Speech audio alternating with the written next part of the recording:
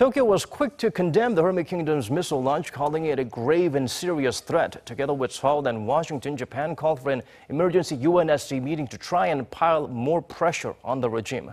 Kwon Jang-ho will give us the updates. Residents of Hokkaido woke up to the sounds of emergency sirens on Tuesday morning, warning that a missile had been fired from North Korea and could hit areas nearby. Luckily, the missile was never a threat, heading way out into the Pacific Ocean. However, it was still the first time a North Korean rocket had flown over Japanese territory since 2012, and Tokyo was quick to condemn it, calling it an egregious threat to the peace and stability of the Asia-Pacific region.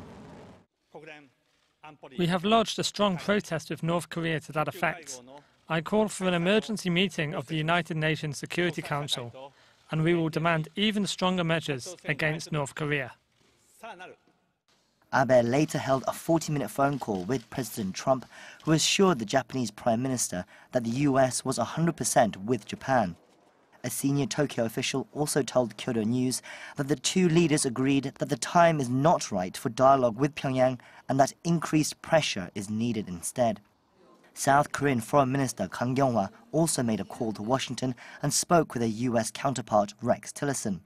The two sides are said to have expressed their disappointment towards the regime's actions and pledged to continue working closely together to tackle the North Korean threat, including at the UN.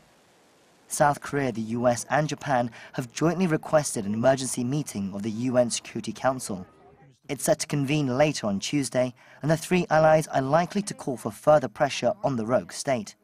However, China and Russia, North Korea's closest allies, are likely to push for dialogue. Sergei Ryabkov, Moscow's deputy foreign minister, said on Tuesday that sanctions had reached their limits and that only a diplomatic solution was the answer. Kwon Jang-ho, Arirang News.